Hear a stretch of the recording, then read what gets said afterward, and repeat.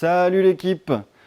Aujourd'hui, on continue avec le montage de notre moteur Most 86. Donc j'ai dans les mains le carter droit dans lequel vous pouvez voir, j'ai monté roulement d'arbre d'équilibrage et roulement de boîte de vitesse. Donc là, ils sont rentrés. Je vais vous montrer sur le deuxième carter comment on fait pour les faire passer à l'intérieur sans taper très proprement. Voilà, en termes de roulement, on va mettre du TPI sous la marque Most. Très bon rapport qualité-prix, il n'y a aucun problème, j'ai jamais eu de casse. Vous verrez, ça fera très bien le job là-dedans. Donc en préambule, rapidement, on a dégraissé les roulements. Et sinon, le seul outil dont on a besoin, c'est le chalumeau, le soude au gaz. On va chauffer le carter pour faire dilater les portées de roulement. Et si c'est bien chauffé, si c'est fait proprement, vous allez voir, le roulement, il tombe au fond.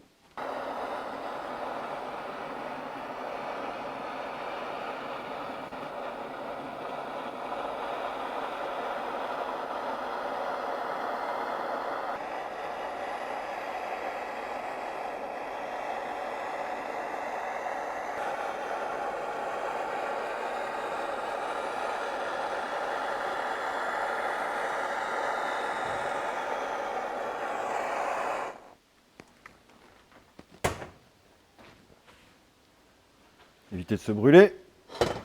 Hop, et là, théoriquement, si j'ai bien fait mon job, hop, il est au fond. À aucun moment tapé, à aucun moment forcé. On va faire la même chose pour la deuxième.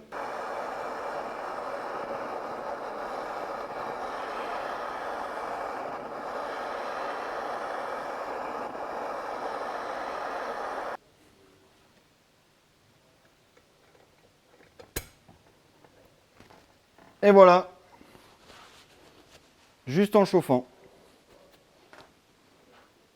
Les 4 roulements, arbre d'équilibrage et boîte de vitesse, c'est bon.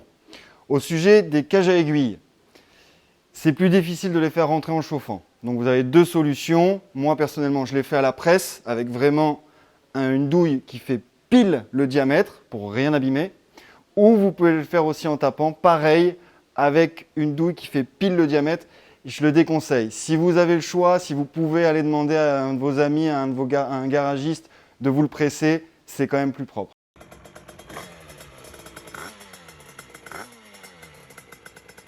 Maintenant que tous les roulements de boîte, d'arbres, d'équilibrage sont montés, on va passer au montage de la boîte et du vilebrequin. Je viens de présenter les fourchettes sur la boîte de vitesse. Vous allez pouvoir voir qu'on ne peut pas se tromper. Donc vous voyez ici que celle-ci a vraiment un angle.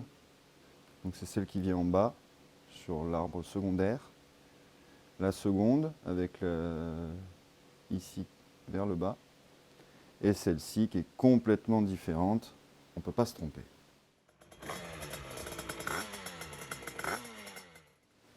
Pour ceux qui roulent tous les jours en AM6, il y a une maladie qui est assez connue, c'est le verrouillage des vitesses. On a souvent un problème à avoir des points morts entre chaque vitesse. Il y a une solution qui aide, qui ne supprime pas complètement le problème, mais qui aide énormément. C'est le barillet Ergal Top Perf. Donc c'est ce qu'on va monter dans la Fantique. Nous avons donc sur l'arbre de sélection une rondelle devant, une rondelle derrière et sur le barillet, une rondelle au-dessus. C'est tout. Cette fois, c'est parti, on attaque le remontage de la boîte de vitesse. Avant, le plus simple, on met l'arbre d'équilibrage, le ressort et sa bille. Ce qui est un petit peu embêtant, comparé au derby, c'est que l'axe de cette fourchette ne s'enlève pas. Donc ce qu'il faut faire, c'est déjà présenter, comme vous voyez ici, j'ai mis la fourchette du bas et j'ai mis la fourchette de l'arbre primaire. Donc on va présenter tout doucement. Voilà. Hop. Faire rentrer dans son logement. Et en fait, voilà, quand je suis au milieu de la course, je prends mon barillet. Hop. Ici. Tac.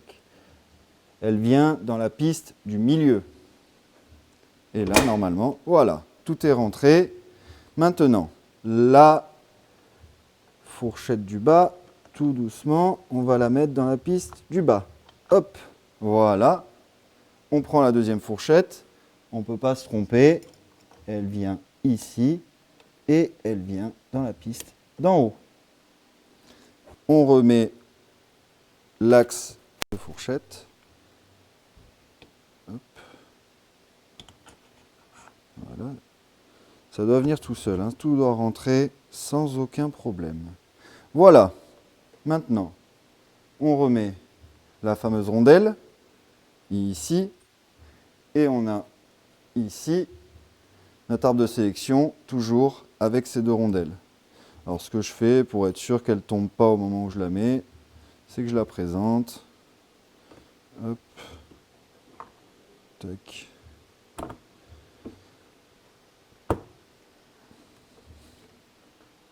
Voilà, notre boîte est montée. On voit d'un coup, c'est libre. Vous n'avez pas à vous embêter à choisir une position. Là, ce que vous avez vu, c'est que je l'ai mis vers ici. C'est assez pratique après pour pouvoir mettre l'arbre de sélection. C'est un avis personnel. Stop! On va apporter une précision quand même. Voici donc une autre paire de carters. On est ici en plus sur l'autre modèle de boîte avec donc une rondelle ici, deux rondelles ici et deux rondelles là. Donc précédemment, vous avez vu que cette petite tétine venait dans cette position. Ici, là, cette position, c'est la position point mort. Mais vous vous rendez compte que pour démonter la boîte ou la remonter, c'est très compliqué avec la tétine dans cette position. On peut voir que c'est le point mort parce qu'elle va venir en fait ici, le témoin de point mort. Une boîte de vitesse moto, comme je vous disais, normalement, ça se monte au point mort. C'est parce que c'est le système AM6 qui est un petit peu particulier que c'est conseillé de la monter en 4e vitesse. Dans tous les cas, ce que je vous conseille, c'est qu'au moins une fois, avant de mettre vos roulements, votre vilebrequin et ainsi de suite, fermez votre moteur, passez les vitesses, remettez-la si besoin au point mort et au moins vous êtes tranquille.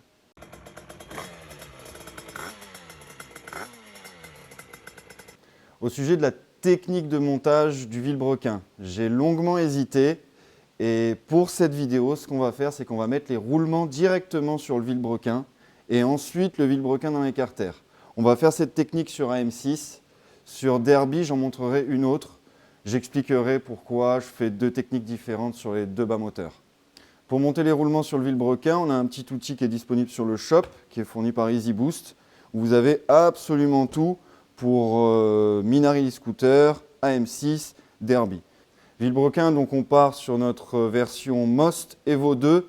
Alors c'est un produit que j'aime bien. La bielle me plaît particulièrement. Donc il n'y aura pas de souci de fiabilité, c'est sûr, et vous allez voir, ça va craquer dans notre petit cross. On a monté les roulements. Alors là, j'ai utilisé comme je vous disais, kit EasyBoost, outil de montage EasyBoost. Voilà, donc c'est propre. Il n'y a pas besoin de forcer, il n'y a pas besoin de taper, rien du tout. Deux clés de 17 et c'est parti. Ce qui peut arriver lorsqu'on va fermer le bas moteur, c'est qu'on n'arrive pas à le fermer et je pense que c'est à cause de ça. Si vous regardez bien, comme il y a la bille et le ressort qui sont en dessous, au moment où j'appuie, hop, là il s'est mis droit. Mais au moment où je relâche, on voit qu'il se met un tout petit peu de travers. Vous voyez, hop, là il est droit, là il est de travers. Donc il faudra bien faire attention et c'est le seul moment où au moment de fermer, on va peut-être mettre un tout petit coup de maillet pour réussir à le remettre dans sa bonne position.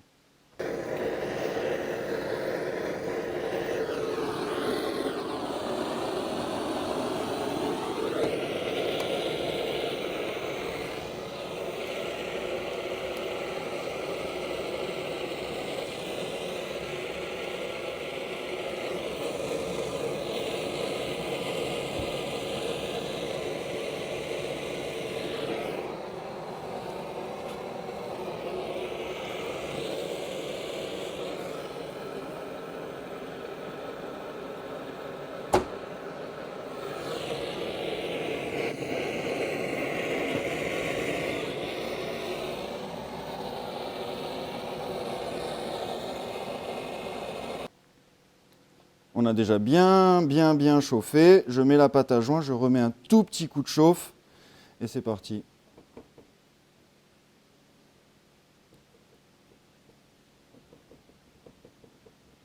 Sur Derby, il y a un joint, c'est notamment pour ça qu'on n'utilisera pas la même technique. Et donc c'est un petit peu moins embêtant, il y a juste à graisser un peu le joint et c'est parti.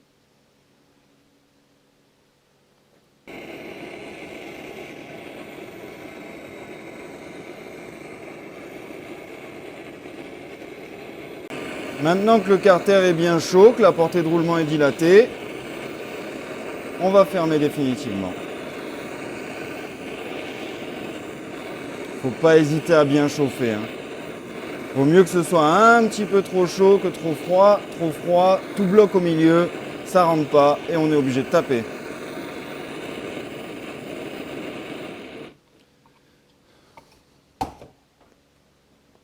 On met les gants pour pas se carboniser les doigts.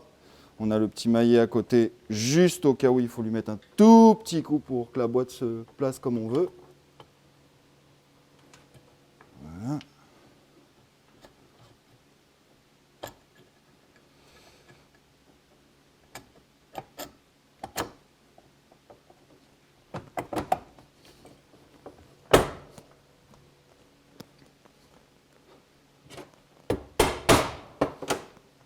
Tout petit coup de maillet ici.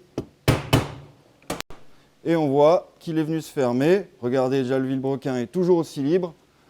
On met les vis, on serre tout au couple. Et c'est parti.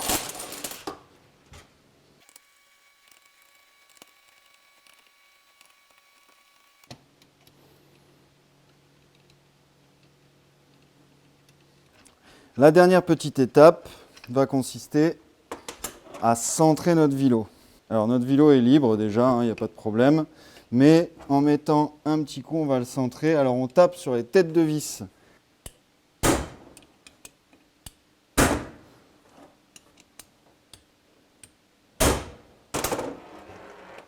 Et c'est impec. Voilà, moi je mets toujours un petit peu d'huile dans les trous de lubrification.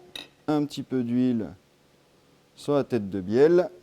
Hop, on va mettre un joint juste pour le maintenir la bielle, qu'elle ne vienne pas taper les carters. Voilà. Comme on peut voir, vraiment, on a quelque chose de très libre. Il faut, personnellement, si le vilebrequin ne tourne pas comme ça, le moteur, je ne le remonte pas.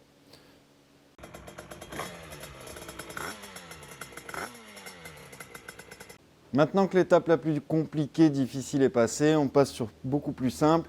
On va monter les joints spi du bas moteur. Voilà, donc le petit prototype qui vont nous aider à vraiment pas se compliquer la tâche. On va attaquer direct. Donc, joint d'arbre de sélection. Toujours, j'ai un petit peu d'huile ici.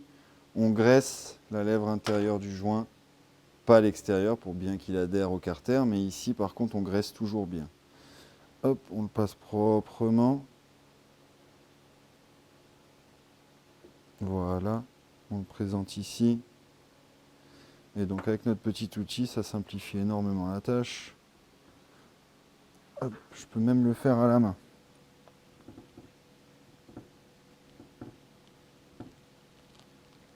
Voilà, il est rentré.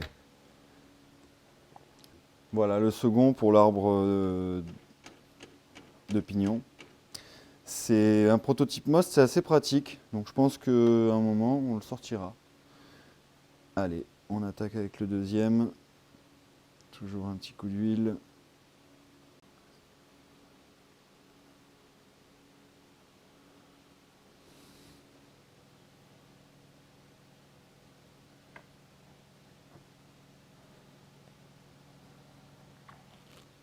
Très pratique, on n'a pas besoin de s'embêter et c'est très propre. Premier joint spi de vilebrequin, on graisse, on présente.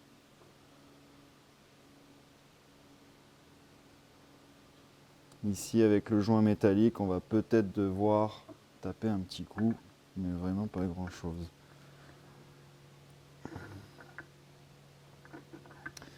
Allez, gentiment, on a notre outil qui va avec.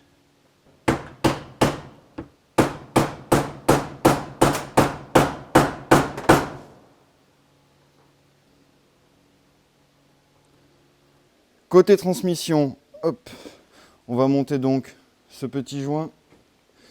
Je préfère mettre un petit coup d'huile, au moins on est sûr de ne pas l'abîmer. sauf que le joint, putain.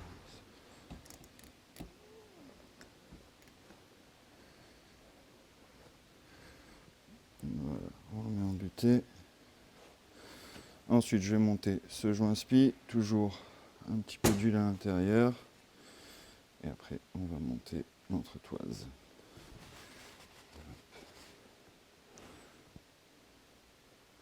Donc on essaie de le mettre bien droit. Hop, on le présente bien droit. On a notre petit outil. On présente sur notre soie. Voilà. Et doucement.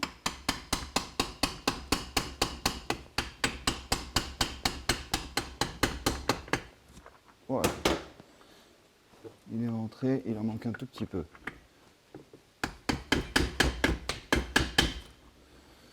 On remet donc cette petite bague. On voit que cette bague, en fait, elle a le logement pour le petit joint noir torique qu'on vient de mettre à l'intérieur. Donc, pareil, on graisse pour pas abîmer les lèvres du joint spi. On graisse ici, ça coûte rien. Hop. Et on vient doucement insérer. Voilà, ça rentre à la main, il n'y a pas de souci. Et en fait, cette bague nous sert de butée pour notre pignon de transmission primaire. Pignon de sortie de vilebrequin. On passe à celui de la commande d'embrayage.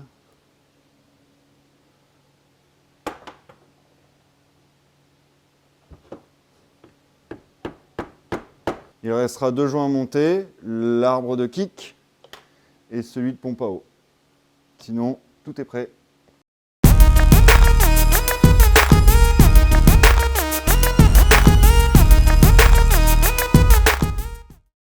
Bon, j'espère que vous avez apprécié la vidéo. J'espère qu'elle va vous aider à pouvoir faire vous-même votre montage de vélo et de boîte de vitesse.